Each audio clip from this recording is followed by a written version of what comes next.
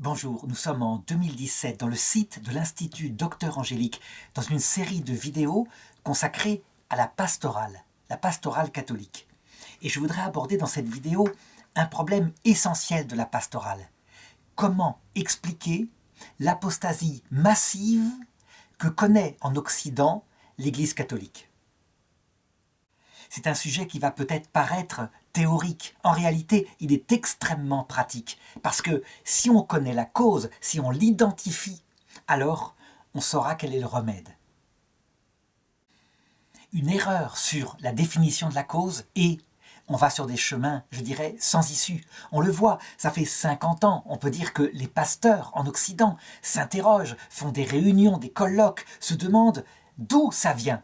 Le pape Benoît XVI lui-même se disait à un moment donné, on dirait que les Occidentaux n'ont plus soif de Dieu. Non, ils ont soif de Dieu. L'expérience le montre. L'expérience montre que quand il y a quelque chose qui nourrisse cette soif inextinguible dans le corps des hommes, dans le cœur des hommes, depuis toujours, les gens viennent. C'est un peu comme un troupeau de moutons. Lorsqu'il y a une bonne eau, ils viennent. Et là où il y a une eau dont ils sentent qu'elle n'est pas désaltérante, ils ne viennent plus. Je dirais donc que pour observer, pour se demander quelle est cette cause, il faut regarder là où ça meurt et là où ça vit. En effet, Jésus prend une comparaison dans l'Évangile en disant ceci, « Je suis le cep et vous êtes les sarments. Tout sarment qui n'est pas lié au cep se dessèche.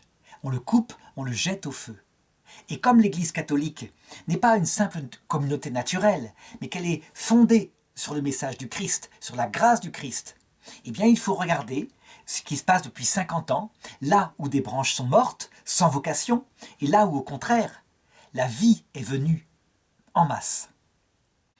Alors, avant de proposer ce qui me paraît être la cause, je voudrais tout de même faire un petit historique pour montrer quelles sont les diverses causes qui ont été soulevées, je dirais, après cette apostasie massive qui démarre, on peut le dire, au début des années 70. La première analyse, la plus connue, la plus sensationnelle, est venue de Monseigneur Lefebvre. Monseigneur Lefebvre a dit « La cause, manifestement, c'est le Concile Vatican II ». Il a analysé les choses comme ça, en disant « Il y a concomitance, le Concile Vatican II se termine en 1963, et l'apostasie commence quelques années après. La pratique s'écroule à ce moment-là. Et lui, il dénonce en particulier la laïcisation qu'a amené le Concile Vatican II et la nouvelle liturgie. Cependant, lorsqu'on pousse plus loin l'analyse, effectivement, on constate qu'il y a concomitance. Seulement, concomitance ne veut pas dire forcément cause. Et je dirais qu'il y a un argument très solide qui montre que ce n'est pas la cause. C'est que les églises évangéliques du nord de l'Europe, qui n'ont pas connu Vatican II par définition, puisqu'elles n'y croient pas, eh bien elles ont connu elles aussi l'apostasie, mais encore peut-être plus massive que l'Église catholique. En Suède, par exemple, il y a des églises sans fidèles. C'est mort. Je veux dire, les gens ne viennent plus au culte du tout. Et il faut le remarquer, ce sont des églises libérales. Ça veut dire que là où des pasteurs ont dit « nous allons mettre, je dirais, cette liberté totale, ce sens de l'humanisme », et où ils ne parlaient moins, ils parlaient plus du tout parfois du Christ, c'est là que l'apostasie a été la plus violente. Dans le milieu protestant, au contraire, des églises extrêmement dures, rigoureuses, exigeantes, même sectaires, qui proclamaient partout que toutes les autres églises, dont l'église catholique, l'église orthodoxe, étaient des sectes abominables, des lieux d'idolâtrie, ont connu une croissance extraordinaire. On peut dire que les gens assoiffés de Dieu sont passés de l'église protestante ou des milieux qui avaient apostasié dans l'église catholique vers les églises évangéliques. On trouvera partout sur Internet, de la part de ces milieux qu'ont suivi Monseigneur Lefebvre, la certitude que Vatican II est la cause de tout et de l'apostasie. Et je montrerai tout au long de cette vidéo que c'est une analyse fallacieuse. Mais continuons notre recherche. Je dirais, faisons-le un petit peu comme Saint Pierre, comme c'est raconté dans Jean chapitre 21, verset 3, quand, alors que Jésus est ressuscité, qu'il n'est pas apparu depuis longtemps, il s'ennuie et qu'il cherche à prendre des poissons. Et il part à la pêche. Et ses disciples disent « Nous allons avec toi ». Ils sortirent, montèrent sur le bateau, et cette nuit-là, ils ne prirent rien. Or, le matin déjà venu, Jésus se tint sur le rivage. Pourtant, les disciples ne savaient pas que c'était Jésus. Je veux dire par là que cette recherche que je suis en train de faire, c'est un peu celle des apôtres. Ils se demandent d'où vient le fait qu'on ne prend pas de poisson. Ils s'interrogent, et pourtant ils ont travaillé toute la nuit. Donc, deuxième hypothèse que je voudrais émettre, c'est celle d'un certain clergé occidental que je pourrais qualifier de progressiste, qui a, je dirais, accepté le Concile Vatican II, qui l'a même transfiguré en parlant de l'esprit de Vatican II, un esprit, je dirais, d'humanisme, un esprit où on construit le bonheur ici-bas, et ces personnes-là disent que la ruine dans l'Église catholique vient justement du discours théologique du passé, un discours qui ne correspond plus aux attentes des gens. Mais c'est en réformant ce discours, en le modernisant, en l'adaptant au monde moderne, en acceptant par exemple des choses comme la contraception, je dirais en construisant le bien vivre entre nous ici-bas, que les gens retourneront à l'Église. En fait, cette analyse, qui est majoritaire en Occident de la part d'un certain clergé, est démentie par les faits. Je dirais, c'est même extraordinaire comme c'est démenti par les faits. Les églises où il y a ce discours humaniste se vident.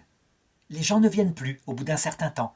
Ils applaudissent au niveau médiatique quand un prêtre comme cela, progressiste, parle. Il est véritablement applaudi par les médias. Mais ces mêmes médias et les gens qui l'ont applaudi ne viennent pas à l'église. A contrario, et ça on le constate partout, on l'a vu énormément en Belgique, les églises où le discours est simplement le discours de toujours, à savoir l'annonce du Christ, vrai Dieu qui s'est fait homme, mort crucifié, ressuscité, un Dieu humble et amour, annonçant une vie éternelle où on se retrouve, où on est jugé sur l'amour, ce discours-là fait que les églises se remplissent. Lorsque Jésus est au centre, manifestement, les gens viennent. Ils ont comme une soif, et c'est là qu'ils se rendent. On peut même regarder avec intérêt que, en Belgique, dans certains diocèses, il y a une église du diocèse qui a ce discours encore, et souvent sous le mépris des collègues prêtres. Et c'est cette église qui attire les fidèles de tout le secteur. Quelquefois, il n'y a même plus de prêtres, il n'y a même plus de discours, il y a juste, par exemple, Notre-Dame de Fatima, une chapelle dédiée à Notre-Dame de Fatima. Eh bien, elle sera pleine par des gens qui viennent se confier à la Vierge Marie. Donc, dire que le discours de l'Église est trop ancien, vieille religion, ça semble véritablement contredit par les faits. Et je pourrais continuer dans cette même veine en donnant d'autres analyses du même genre, ceux qui ont dit que l'absence de fidèles dans les églises venait d'une liturgie barbante, répétitive, et qui, après le Concile Vatican II, ont essayé d'innover, de faire dans l'originalité, de mettre des nouveaux instruments de musique. Eh bien là, pareil, cette analyse, elle peut être contredite par les faits. Je voudrais dire que là où il y a de l'innovation, simplement de l'innovation, éventuellement de la magnifique musique, les gens viennent parfois pour assister à un concert. Mais les églises se vident. Là, au contraire, où les chants seront anciens, pas beaux, je dirais qu'ils n'attirent pas la sensibilité, mais où il y a le Christ, comme par exemple le monastère du Pesquier dans le sud de la France, un monastère fondé de toutes pièces, où la liturgie est lourde pour ceux qui n'aiment pas le latin, et des dizaines de vocations de jeunes y entrent. Je ne veux pas dire que c'est la liturgie en latin qui provoque ça, non, ou la beauté même de la liturgie, c'est pas le problème. C'est la qualité de la personne responsable de ce monastère, dans la mesure où elle parle du Christ. Les choses se savent, les brebis s'en parlent, ils viennent. Idem pour les séminaires. Les séminaires qui ont un discours, je dirais, extrêmement moderne, adapté au monde moderne, progressiste, n'ont plus de vocation. Les jeunes, dans les années 80, étaient bien obligés d'aller dans tous les séminaires parce qu'ils allaient là où les évêques les envoyaient. Et maintenant, ils ne se laissent plus faire. Ils savent que c'est suicidaire. Et donc, ils choisissent des séminaires, et il faut regarder lesquels ils choisissent. Des séminaires où la théologie de toujours, avec Vatican II, c'est-à-dire tout, la plénitude du magistère est enseignée, où aussi, en philosophie, et donner une philosophie réaliste, pas simplement des auteurs, des idéologues, des gens, je dirais, qui ont inventé des poisons. Non, la connaissance profonde de l'homme. Ces séminaires se remplissent. Alors, dernière cause possible que je voudrais amener, qui a été proclamée dans ces années-là, la technique d'apostolat ne serait pas la bonne. C'est-à-dire qu'il faudrait moderniser, il faudrait, je dirais, être plus cool, sortir dans la rue, faire des choses comme cela. Mais c'est pareil. Je ne dis pas que les techniques ne sont pas utiles, que le fait d'avoir un discours compassé va marcher. Non, non, c'est certainement pas ça. Mais je constate que le pape Jean-Paul II, à la fin de sa vie, le pape Jean-Paul II dont on savait qu'il parlait du Christ, lorsqu'il ne fait plus comme prédication, et c'est ce qu'on voit dans les derniers sermons qu'il fait, un gémissement. Ah, comme ça, parce qu'il avait une trachéotomie. Il attirait des centaines de milliers de gens sur la place Saint-Pierre.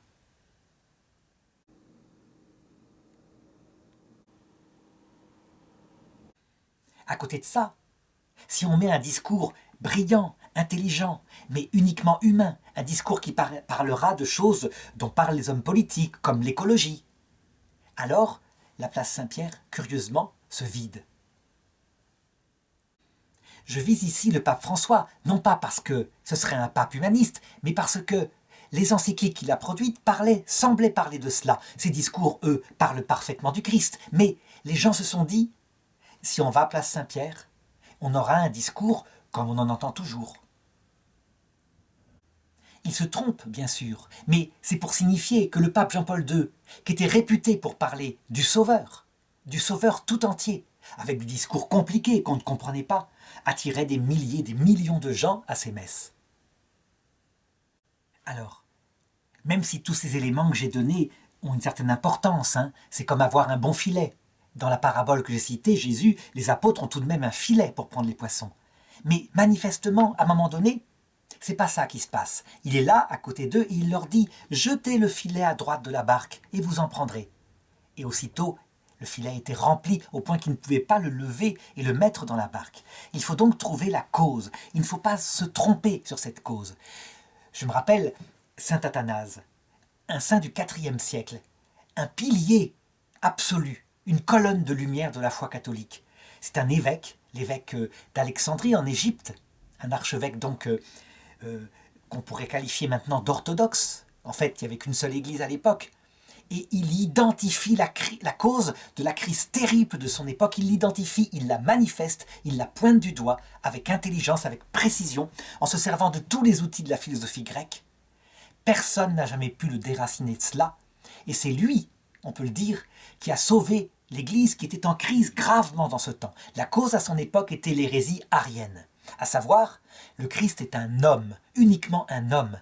Il n'est pas celui qui est mort pour nous sauver, pour nous délivrer de tous les péchés. Un homme ne saurait faire cela. Il est un prophète de Dieu qui a été martyrisé comme les autres prophètes avant lui. Il dénonce ça, il dit « Vous enlevez au Christ la dimension divine, vous en faites de nouveau un homme, alors qu'il est Dieu qui s'est fait homme. » Il va le dénoncer toute sa vie. Il va provoquer, je dirais, à travers un credo, le symbole de saint Athanase, une précision pour que les gens puissent confesser la foi. Et, même après sa mort, on peut dire que son influence va durer au point que l'hérésie arienne a disparu de l'Église catholique vers le 5e siècle.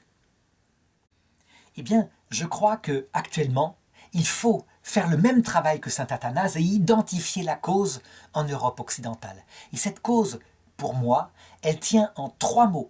C'est une hérésie, pareil. Elle ressemble quelque part, mais elle ne porte pas sur le Christ cette fois. Elle porte sur l'Église.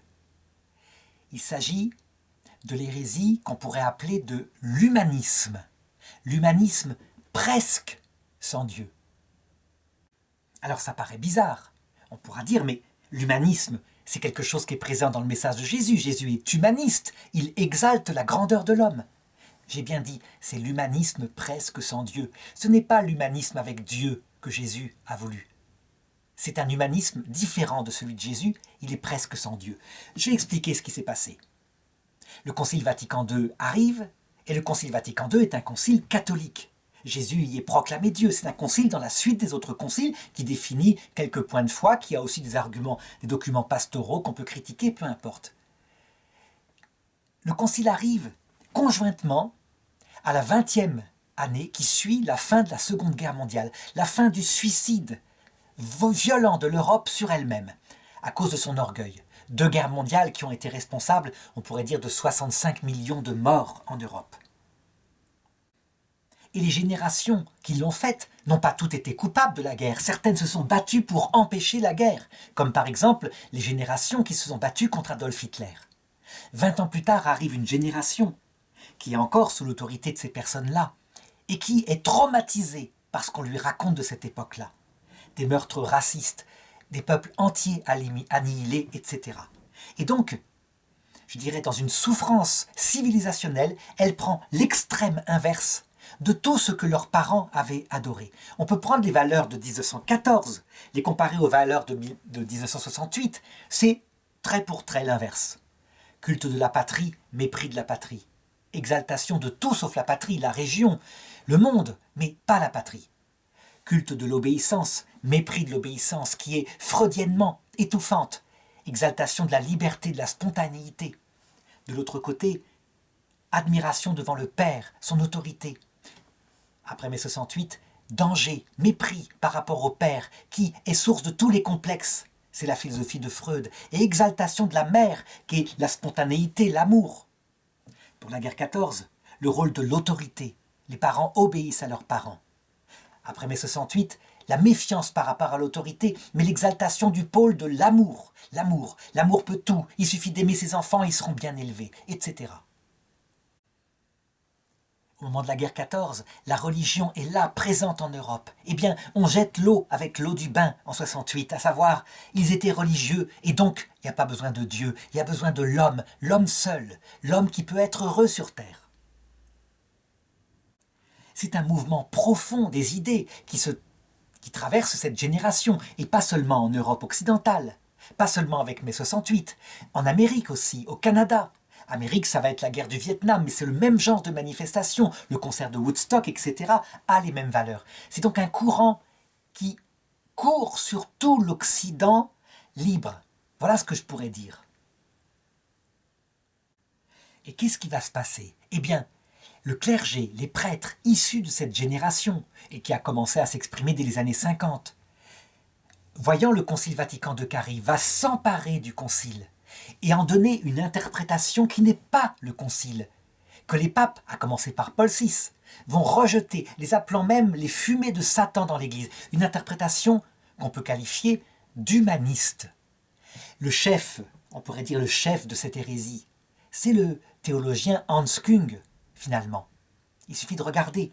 Il dit, avec le Concile Vatican II, certes, il y a des textes de piété, etc., mais le Concile Vatican II a mis l'Église de nouveau les pieds sur terre, telle qu'elle devait être, alors qu'elle était les pieds en l'air. Parce que le Concile Vatican II a montré que l'homme, le but de sa vie, le but de Jésus-Christ, c'était d'être heureux maintenant, ici-bas, de construire le meilleur monde possible ici-bas.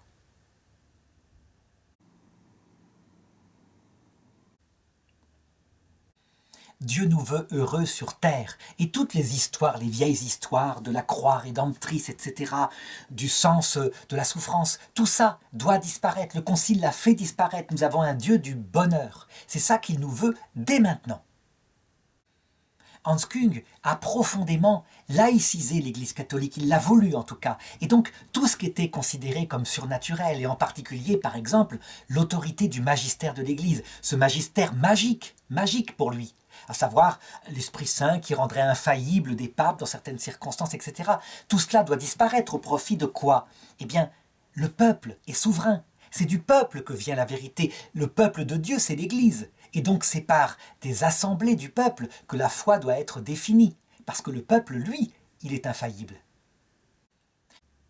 Le fait de se centrer perpétuellement sur des histoires comme par exemple l'enfant conçu dans le ventre de la mère qui n'existe pas encore, puisqu'il n'est pas encore conscient. Ou alors le rôle même de la mort, quand il n'y a plus d'espoir sur terre, qu'on est malade, et obstinément inviter les gens à rester vivants alors que l'euthanasie, on l'offre à des animaux par pitié pour eux. Eh bien, toutes ces vieilles histoires doivent disparaître. Au profit de quoi? Tout ce qui permet aux personnes de s'épanouir, afin d'être bien, d'être heureux, parce que la gloire de Dieu, c'est l'homme heureux, l'homme debout. Hans Küng, d'ailleurs, qui est une personne âgée, qui est encore vivante, qui est atteint, comme le pape Jean-Paul II, de la maladie de Parkinson, une maladie qui laisse parfaitement conscient, tout en handicapant peu à peu de manière irréversible le corps. Eh bien, il donne, lui aussi, une vision de la mort, comme Jean-Paul II l'avait donné.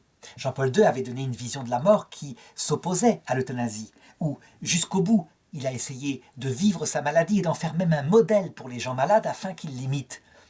Et puis à un moment donné, quand il a eu sa trachéotomie, que manifestement c'était plus que des soins comme de l'acharnement thérapeutique, il a fait cesser les soins afin que la mort naturelle puisse venir. Eh bien Hans Küng, lui, atteint de la même maladie, a préparé sa propre euthanasie. Il a pris les dispositions afin qu'on mette un terme par une injection létale dès qu'il estimera que ça ne vaut plus le coup. Alors on pourrait opposer à cette description que j'ai faite de la pensée de Hans Küng que ce n'est pas un humanisme presque sans Dieu. En fait, si. Jésus-Christ devient une sorte de révolutionnaire du bonheur sur terre. Sa divinité, je dirais, importe peu. Ce qui compte, c'est ses idées. Les idées qu'il donne, qui sont la démocratie, la tolérance, je dirais, la séparation de l'Église et de l'État, des choses comme cela, qui sont aussi l'unité mondialiste qui doit arriver. En fait, Jésus-Christ, pour Hans Küng, est une sorte de prophète de ces fameuses années 70, je dirais, où tout était permis, avec cette chanson venant des Beatles, de John Lennon, je crois, imagine un monde où il n'y ait plus de frontières ici-bas, où il n'y ait plus d'enfer au-dessous, mais il ajoute plus de paradis au-dessus. Alors ce monde serait le bonheur. Imagine, de John Lennon, la chanson de cette époque-là. Pourquoi je dis que c'est une hérésie? Au sens littéral du terme grec, hérésie veut dire choix. Les valeurs que défend Hans Küng sont des valeurs que le Christ a défendues. C'est évident que l'homme est important et qu'on n'est pas là pour s'imposer des souffrances tout le temps. On est là pour, je dirais, pour se développer aussi. Mais le message du Christ n'est pas que cela.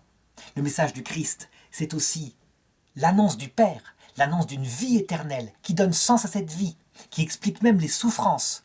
Certes, il faut empêcher les souffrances qu'on peut empêcher. C'est évident, c'est l'amour du prochain.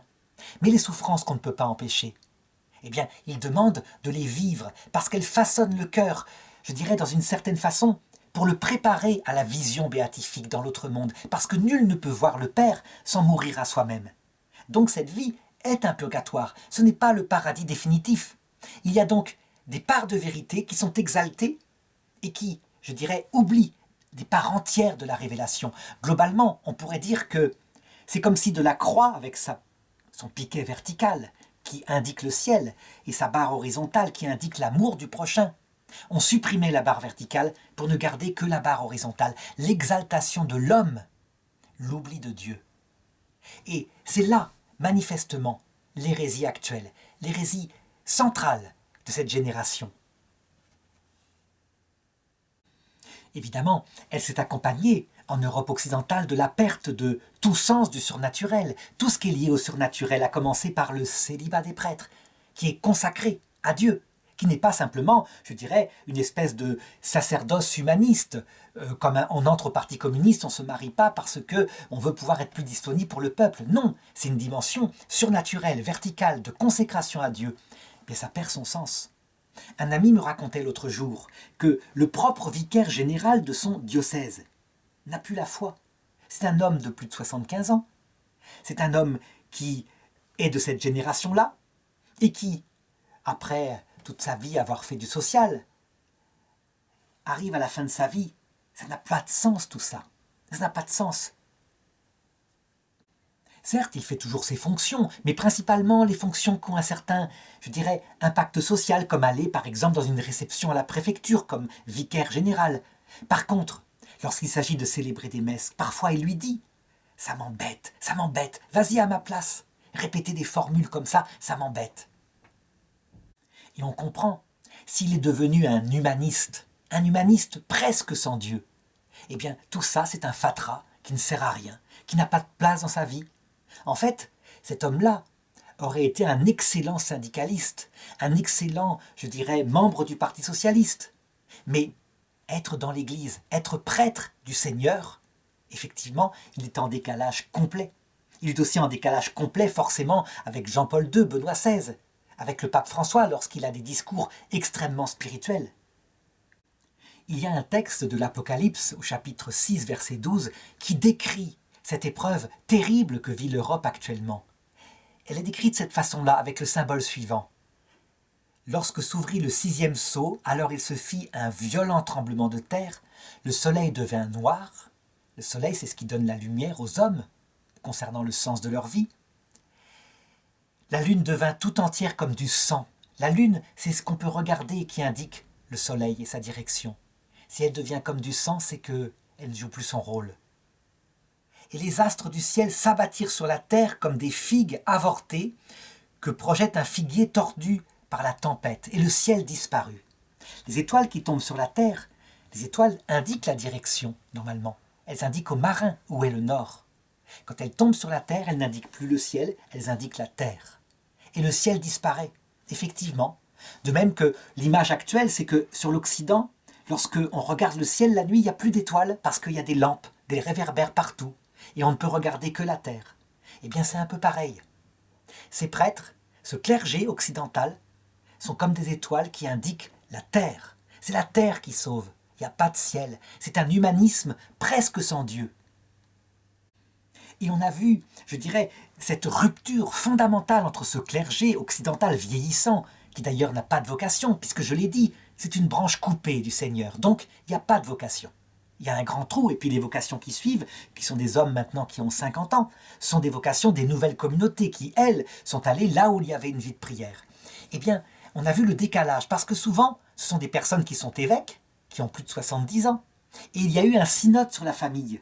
Et là, on s'est aperçu d'une rupture fondamentale dans l'Église, une incompréhension entre l'Église d'Afrique noire, l'Église d'Amérique du Sud, qui disait, mais il y a un sens du mariage, un sens sacré. Il signifie l'amour de Dieu et de notre âme, cet amour inconditionnel. Il en est le sacrement. Et puis, l'Église occidentale, qui disait, mais vous êtes complètement à la masse, c'est du fanatisme illuminé, on dirait presque des sorciers africains avec leur tam-tam. Il faut considérer simplement qu'il y a des échecs dans le couple et que les gens sont malheureux et donc qu'ils doivent pouvoir se remarier. Qu'ils doivent pouvoir aussi être acceptés dans la communauté du peuple de Dieu pour faire corps. Et donc le signe de cette unité, c'est de communier, et donc ils doivent pouvoir communier. Le sens surnaturel de l'absence de communion, le sens surnaturel du sacrement de mariage, qui n'est pas simplement un mariage humain, avait comme complètement disparu chez les pères de ce synode en Europe.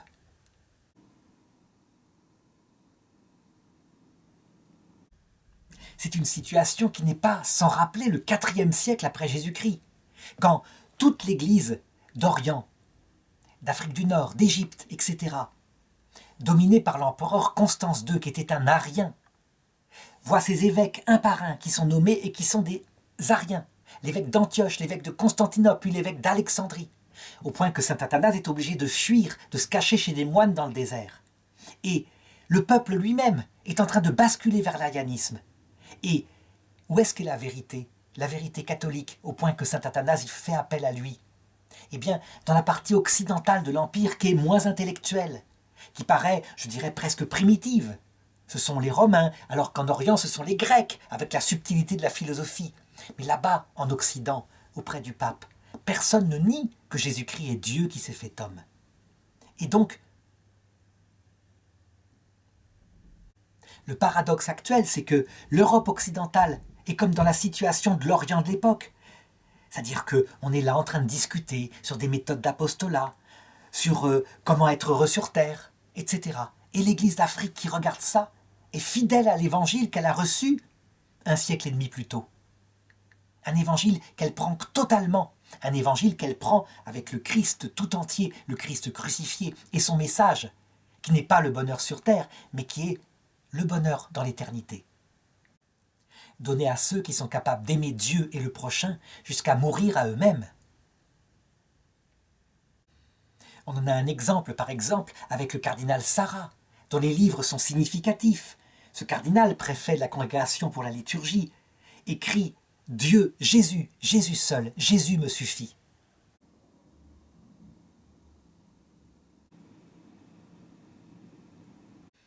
Et la fécondité se voit.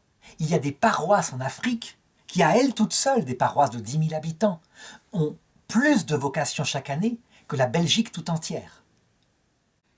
Et il est intéressant aussi de remarquer l'aveuglement de cette partie vieillissante du clergé européen. Ça veut dire qu'ils le voient. Les brebis s'enfuient face à l'humanisme sans Dieu. Elles partent, elles ne viennent plus. Mais eux ne se réforment pas. Bien au contraire, alors qu'ils sont proches d'arriver face au jugement dernier. Lorsque, ici et là, des pousses sortent, des pousses d'herbe verte en Europe occidentale, eh bien, ils essayent de les arracher. Il faudra un jour raconter la persécution terrible qui s'est passée à cette époque-là et qui ressemble encore une fois à celle du IVe siècle. Les vocations qui rentraient au séminaire. Si quelqu'un était pris dans les années 80 avec un chapelet, il était renvoyé, c'est certain. Dernièrement, à Bruxelles, lorsque Monseigneur Léonard, parce qu'il a, je dirais le Christ dans sa prédication, attire à lui une 50aine de vocations qui ont la caractéristique d'être priantes, d'avoir le christianisme total avec Vatican II. Arrive l'évêque, son successeur, qui, pour un prétexte fallacieux évidemment, la France aurait besoin de ces vocations puisqu'elles viennent essentiellement de France, renvoie d'un coup comme ça 30 séminaristes, les chasse du séminaire. La raison profonde, on le sait, c'est le conflit qu'il y a par rapport au clergé vieillissant, par rapport à cette nouvelle génération qui arrive et qui, ils ont l'impression d'être débordés par les vieilles lunes, les lunes d'avant, à savoir le message comme ça dont on ne veut plus, dont on s'est débarrassé grâce, disent-ils, à Vatican II, qui en fait est un Vatican II falsifié. La Belgique est intéressante à cet égard, je dirais, comme signe par rapport au monde tout entier, à l'Occident tout entier, parce que c'est un pays qui est allé très loin, qui a été très très catholique, qui est le pays pratiquement le plus missionnaire avec les parties de la France concernées au XIXe siècle, et qui est maintenant le plus humaniste des pays, selon ce que je viens d'indiquer, un humanisme presque sans Dieu, ou alors où Jésus-Christ devient simplement une sorte de modèle humain. Or, la Belgique a des structures catholiques extrêmement solides. Plus de 50% de son enseignement est catholique. Les hôpitaux qui s'occupent de personnes handicapées sont pratiquement à 100% catholiques, à travers l'ordre des Frères de la Charité. Eh bien, après le départ de Monseigneur Léonard, qui était l'évêque de 75 ans, qui avait résisté à ce vent de l'humanisme presque sans Dieu, après son départ en retraite, d'un coup, on a voulu souffler et basculer enfin dans le grand message soi-disant de Vatican II. Et qu'est-ce qui s'est passé? Une série d'actions étonnantes. Des écoles catholiques, par exemple, dont les pouvoirs organisateurs étaient tenus par des gens de cette période-là, mai 68, et qui supprimaient, enfin, les restes qui n'intéressaient pas les élèves, comme par exemple la messe de Noël, qu'on pouvait remplacer par un cougnou. Mais manifestement, ça s'est fait. Ou alors des cours de religion, où certains profs se battaient pour garder, comme le disait le programme de religion catholique, 20% tout de même, où on présente la foi dans la fidélité à l'Église, avec une exigence que ce soit remplacé par des choses qui intéressent les jeunes, d'après eux, la démocratie, la tolérance, le vivre ensemble, l'humanisme presque sans Dieu. Je me rappelle d'un membre de PO, typiquement 68 art, qui disait à ce professeur de religion, qui l'harcelait d'ailleurs, « Ça n'intéresse personne la vie après la mort, ça n'intéresse personne. Ce qui intéresse les jeunes, c'est que vous fassiez des cours comme la démocratie et la tolérance. Moi-même, je ne m'y suis jamais intéressé à ces sujets-là, donc je sais que ça ne les intéressera pas. » Pour les hôpitaux catholiques, il y a eu en 2017 la même chose, mais un scandale qui cette fois est apparu parce que ça allait trop vite. À savoir, le comité organisateur s'occupant des malades mentaux, qui décide à l'unanimité quasiment, alors qu'il y a encore 3 frères vieillissants, religieux de l'ordre de la charité dans ce comité, d'euthanasier s'ils le veulent, comment peuvent-ils le vouloir? Ce sont des malades mentaux, leurs malades. La Belgique a fait passer une loi sur l'euthanasie. Le geste est humaniste dans un ordre catholique pontifical. Ils souffrent. On offre bien la mort à des chiens qui souffrent. Pourquoi pas eux? Pourquoi pas la dignité de la mort? On en est là. Et ils ne se rendaient même pas compte. Il y avait dans ce comité d'organisation le président d'un parti chrétien flamand, Van Rompuy, qui avait voté ça et qui, voyant cette fois la réaction solide du Vatican, qui disait « Mais vous êtes catholique, il y a des minima.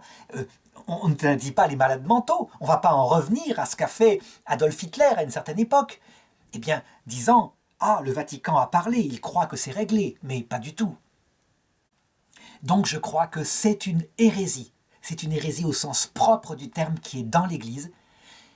On a exalté l'homme presque sans Dieu, et la conséquence a été un vide spirituel tellement intense que des bataillons entiers de l'Église et ceux qui avaient soif de Dieu ont trouvé l'eau vive chez les évangéliques, où là, il y avait tout de même Dieu.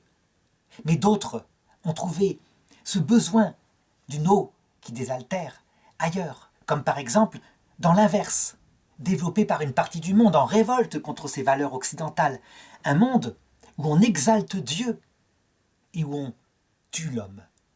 C'est le djihadisme qui est exactement l'inverse, je dirais par miroir opposé, de l'exaltation de l'homme, et on fait disparaître quasiment Dieu. Alors, à ce stade, devant des faits tels que je les ai racontés, et je pourrais en raconter des milliers d'autres, on doit se demander, se poser la question suivante. Est-ce qu'il n'y aurait pas là, je dirais, une sorte d'entrisme? Ça veut dire des personnes qui n'ont rien à voir avec le catholicisme et qui, voyant l'Église affaiblie, avec le nombre de prêtres diminuant, le nombre de religieux diminuant, qui s'empareraient des anciennes structures catholiques et qui, peu à peu, les convertiraient à une pensée humaniste, sans Dieu, presque sans Dieu en tout cas. Certains y ont même vu, et on le voit sur Internet, une théorie du complot. Ça veut dire un grand projet sur plusieurs générations qui consisterait à s'accaparer de cet obstacle qui s'appelle l'Église catholique en y insérant des membres non catholiques, et je dirais peu à peu en la corrompant de l'intérieur. Un ami très cher, l'abbé Henri Ganti, qui était vicaire épiscopal du diocèse de Namur, qui est décédé maintenant, devant l'accumulation des faits, avait fini par admettre cette possibilité. Et il pensait même, je dirais, à une sorte de complot franc-maçon. On en avait beaucoup discuté. Je voudrais donner aussi ici mon opinion et indiquer que je n'ai jamais partagé son avis. La franc-maçonnerie, qu'est-ce que c'est?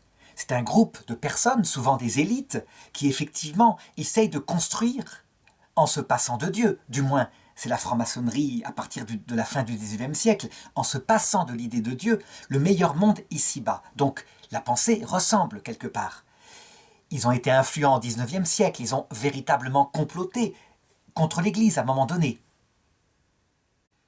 Cependant, l'Église résistait bien dans ces structures, parce que tout simplement ceux qui entraient dans la vocation étaient des gens de vocation.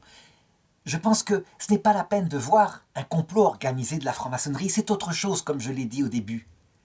C'est la conséquence du traumatisme des 2 guerres mondiales, dans une génération entière. Ça veut dire que ce ne sont pas quelques initiés, simplement, qui sont en cause là-dedans. C'est toute une génération active qui, je le disais, est âgée maintenant de plus de 70 ans, qui est vivante, en forme, retraitée, qui est convaincue que le monde, le christianisme lui-même, c'est le monde qu'on construit au mieux possible d'une manière humaniste.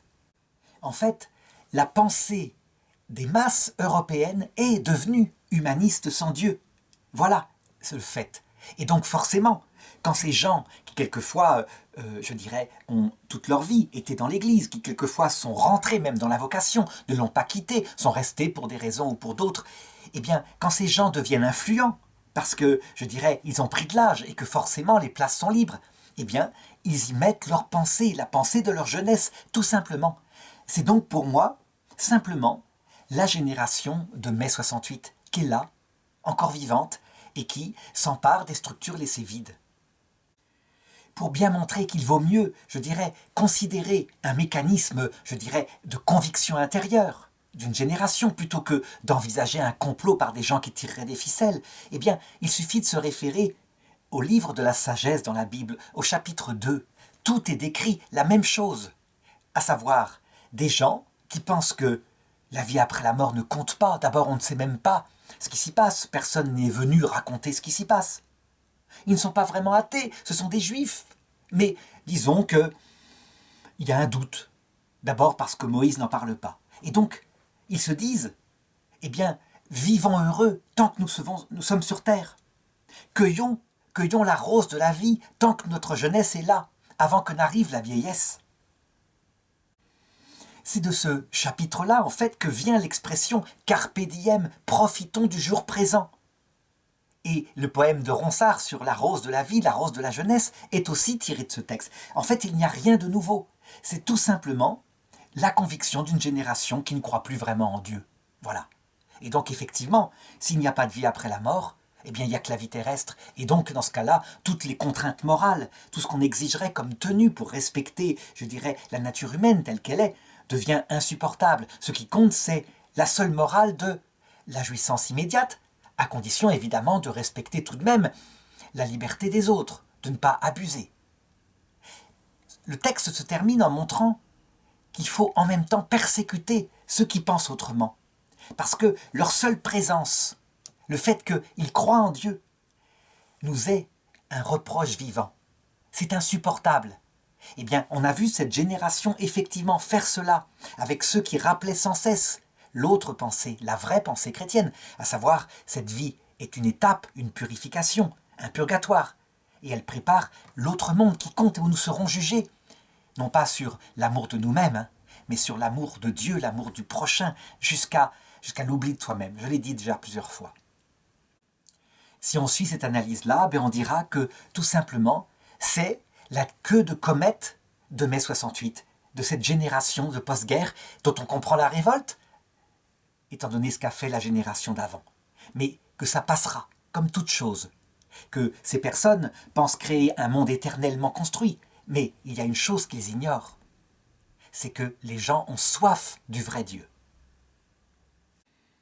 Alors, maintenant, y a-t-il un remède à cela? Y a-t-il de l'espoir? Y a-t-il de l'espoir que les gens retrouvent le message du Christ à travers l'Église catholique en Europe occidentale? À vue humaine, comme ça, comme à l'époque de saint Athanase, on te dit, mais comment cela se fera-t-il? Tout a été ravagé de l'intérieur et les vocations sont tellement peu nombreuses qu'on se demande qui pourra combattre pour répandre de nouveau le message pléni du Christ, c'est-à-dire l'homme allié à Dieu dans une relation de charité théologale en vue de la vie éternelle et qui, sur terre, du coup, est charitable avec son prochain. Eh bien, en fait, l'espoir arrive, il est là. Je dirais qu'on est presque à l'époque où le prophète Élie envoie son serviteur pour regarder si la pluie va arriver sur Israël. Et le serviteur dit « Je ne vois rien ». Puis il le renvoie, et le serviteur dit « Je ne vois rien ». Puis il le renvoie, et le serviteur dit quelques heures plus tard « Je vois un tout petit nuage qui monte de la mer ». Alors Élie lui dit « Vite, vite, va dire à tout le monde de se mettre à l'abri, car voici la pluie ». Eh bien, je crois qu'on en est là, mais spirituellement. Ça veut dire qu'en fait, la génération qui a falsifié le Concile Vatican II, elle est prête d'aller vers quelque chose auquel elle ne croit pas, à savoir le purgatoire. Elle est prête à expérimenter cela, elle ne se repentira pas, je crois. C'est comme cela, elle est dans cette structure-là, elle se repentira face au Christ, simplement. Et après, il y a un trou, sans vocation quasiment, 20, 25 ans. Les vocations qui sont restées sont quelquefois les pires, dans ce sens que c'est parce qu'il n'y avait rien d'autre à faire. Mais heureusement, beaucoup qui étaient les fruits du tri des vocations de cette époque-là, n'ayant aucune vocation, si ce n'est le social, ont fini par quitter et par se marier. Et ensuite arrive une génération qui, je dirais, a à peu près 50 ans, une génération qui a été formée véritablement dans les oasis qu'il y avait à l'époque de Jean-Paul II, les communautés nouvelles en particulier, les quelques séminaires qui gardaient cette fidélité à l'Église. Ils ont vécu un vrai parcours du combattant. Ils ont tenu dans la vocation. Leur ordination n'a pas été facile. Il y a eu des luttes à mort. Beaucoup, d'ailleurs, ont renoncé à la vocation tellement c'était compliqué. Parce qu'ils tenaient à rentrer dans la vocation parce qu'ils aimaient le Christ. Mais ils arrivent. Et manifestement, les évêques qui vont sortir, la génération d'évêques qui va être nommée en quantité maintenant, ce sont des évêques qui aiment le Christ réellement, comme Dieu qui s'est fait homme, et l'Église comme réalité surnaturelle qui annonce le salut éternel. Alors on pourra dire, mais non, ils ont mis leurs hommes, et donc il y aura des nominations d'évêques qui seront toujours dans la suite de l'humanisme presque sans Dieu. Ce ne sera pas possible. Ce ne sera pas possible parce que il n'y a plus de personnel. La branche est morte. La branche de l'humanisme presque sans Dieu n'a pas donné de fruits. Et donc, manifestement, ces hommes, vrais disciples du Christ, vont arriver. Entre-temps, il y aura eu un progrès profond, douloureux, mais spirituel de la théologie, avec une découverte profonde des fruits de Vatican II, le vrai Vatican II, tel que l'a manifesté Jean-Paul II, Paul VI, Benoît XVI, François. Et alors, il manque une constante maintenant. C'est vrai que si on attend tout de ces hommes-là, rien ne se passera. Les hommes ne peuvent rien. Il manque une constante auquel la génération d'avant ne croyait plus non plus. La constante qui s'appelle l'Esprit Saint dans cette équation. Je lisais tout à l'heure le texte dans Jean chapitre 21, verset 6, quand Jésus dit de lancer le filet à droite de la barque. Et le texte dit « C'est le Seigneur ». Tout de suite, ils le reconnaissent. Et Simon-Pierre mit son vêtement car il était nu et sauta à l'eau pour le rejoindre. Et les autres disciples, qui n'étaient pas loin de la terre, mais à environ 200 coudées, vinrent avec la barque, traînant le filet de poissons qui était tellement rempli qu'ils n'arrivaient pas à le monter dans la barque. Il y avait, raconte le texte évangélique, 153 poissons. Ils n'avaient jamais vu une telle pêche. Et le filet ne craquait pas. Ça veut dire qu'en fait, le Seigneur, quand il retire pendant un temps son Esprit Saint, eh bien, c'est lui qui le décide. C'est pour apprendre à son Église l'humilité, pour faire découvrir à ses pasteurs que sans lui, rien ne se fait. Mais quand il décide de le renvoyer parce qu'il estime que le moment est venu, peut-être parce que, je dirais, l'ancienne génération est partie, alors rien ne peut empêcher ce renouveau. Les gens s'étonnent en disant qu'il doit y avoir des causes sociologiques. Les gens ont besoin de leur tradition, de retrouver leurs racines. Mais non, c'est plus profond que ça. C'est une découverte de l'intérieur, par des conversions de la présence de Jésus-Christ. Eh bien, je dirais que ce retour de l'Esprit Saint, cette venue de l'Esprit Saint sur l'Europe après ce temps de désert, Marthe Robin l'avait vu au point qu'elle disait, peut-être que ce n'est pas une prophétie, mais juste un espoir, ce sera plus qu'un rebond. Vous verrez, mon père, elle le disait au père Finet, plus qu'un rebond. Et la Vierge Marie, dans ses apparitions, le confirme, mon cœur immaculé, à la fin, triomphera. Alors, est-ce que c'est un triomphe dans l'éternité? Ou est-ce qu'il y aura ce renouveau sur terre comme il y a eu au IVe siècle, après la mort de saint Athanase? Eh bien, je dirais sans doute les deux.